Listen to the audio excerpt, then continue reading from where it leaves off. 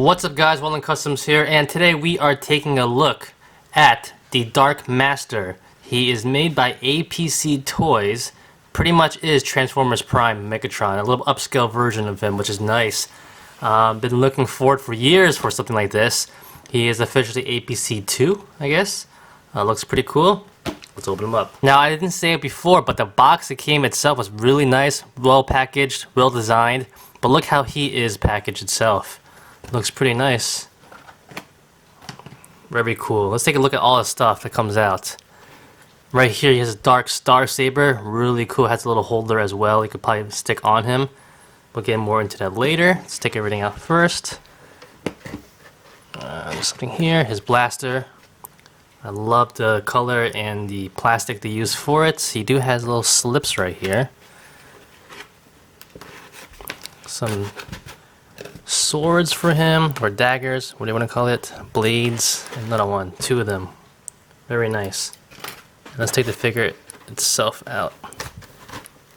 Man, he is incredible looking. Man, this mold is made right for him. Alright, so here he is out of the box. Let's take a look at his accessories first. First off, he does come with his blaster, which only goes on the right arm, which is pretty much how it was in the show itself. It's pretty standard. There is one peg and little notch that fits on the right arm itself and goes on just like that. Looks pretty good. He looks pretty nice on it. Not too big, not too small. Looks perfect. Matches the colors pretty well as well. Next, he does come with his daggers.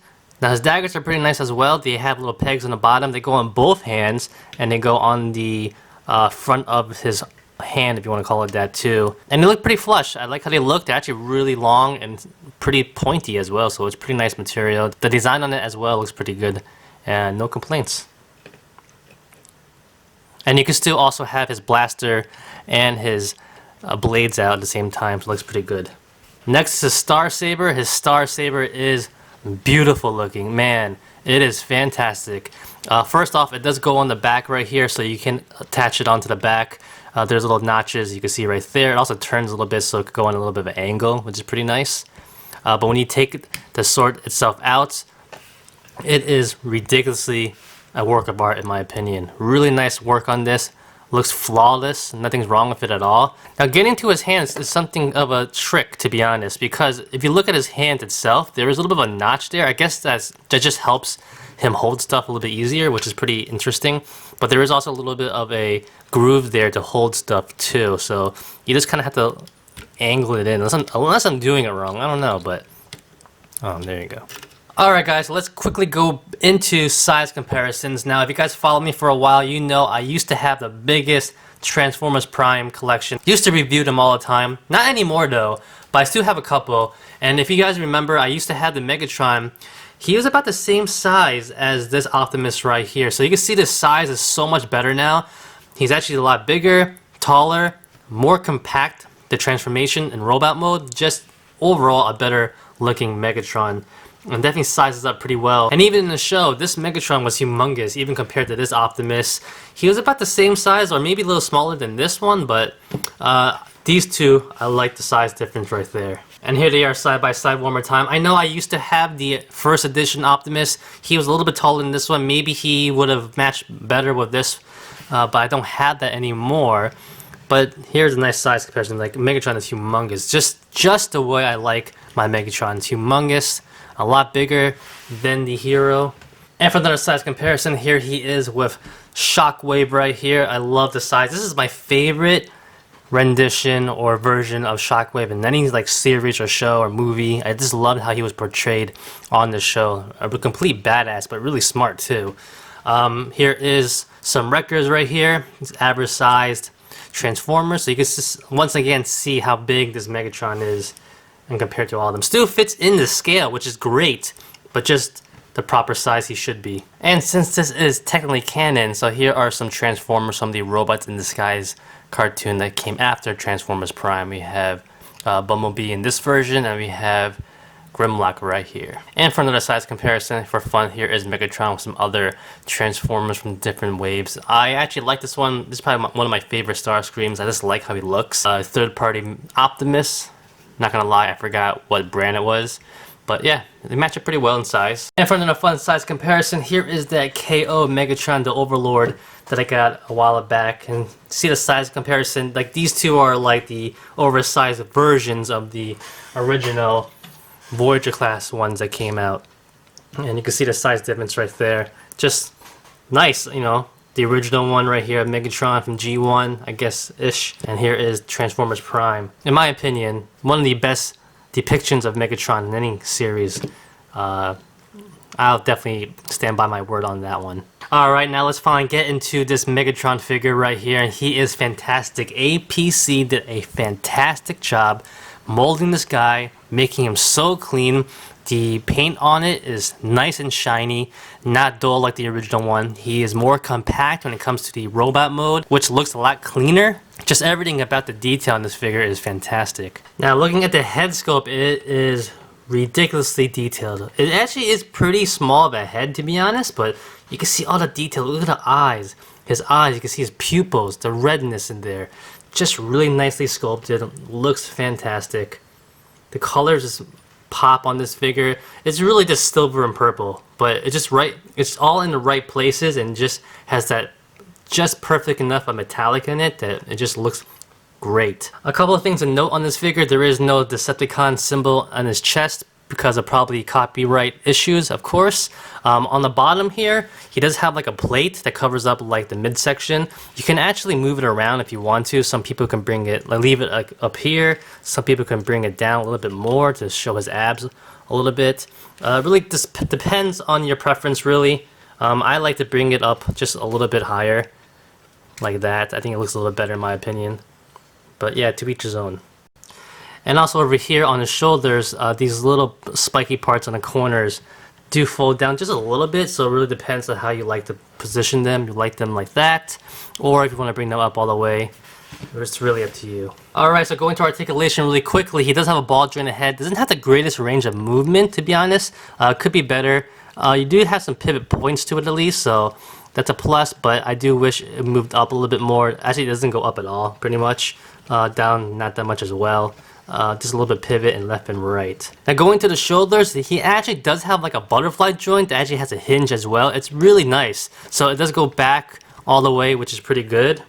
Forward a little bit as well. It goes up and down right there at the body too. So you have a lot of range right there. But other than that, he still has a standard hinge joint that rotates at the shoulder itself. So it goes left and right, up and down. So it's pretty versatile at the shoulders, which you would like a lot. Over here, he has a bicep swivel, pretty nice. He does have a hinge right here, and also has a little bit of a hinge in the forearm. So it kind of looks okay. I don't really mind it that much. So he has double hinges, if you want to call it that. The normal one goes about 90 degrees right there, and then the one in the forearm goes a little bit more like that. And at the wrist right here, he has a standard swivel. Now in the ab joint, there is no ab joint or swivel at the waist, so you are limited right there. However, at the hips, he does have T-jointed hips. They go really far out, nicely go back, split-wise, no problem there. He doesn't have a thigh swivel right here, however, at the knee, he does have a swivel, so you can move it right there. Knee joint like that. And at the toes do not actually move. The back one does move for transformation. However, there is a little bit of a pivot right there. You can see that. Not the greatest though, but it is there. Kind of separates the leg a little bit, but just be careful. So articulation isn't the best, but it's pretty good overall. I think you should be able to work with him pretty well, get into nice poses. You shouldn't have any problems with his upper body at least. And the legs itself, even though he doesn't have a really good ankle joint, his legs itself are pretty limber though. Alright, so here he is in all his glory in his vehicle mode, jet mode, if you want to call it that. Looks pretty good, not bad. The transformation itself was a little bit, you know, it wasn't that hard, but it wasn't that easy, but you get the hang of it pretty much. But overall, it looks pretty good. I think it looks pretty well represented. Really compact, like I said, in robot mode, but all the panels come out to form this jet mode, and I think it looks pretty nice. You can see his head right there, which is pretty cool. And yeah, everything looks pretty nice. It's pretty solid too as a transformation into vehicle mode too. Here's the back. Kind of looks like jets right here, which is pretty nice. And here he is in vehicle mode next to Optimus. Both versions right there, so you can see the size of him. Not bad. Like, he has a pretty big chunk back here, which is nice. Alright, so here he is back in robot mode, and I have to say I will most likely leave him like this because he just looks fantastic in robot mode. This figure itself is pretty nice.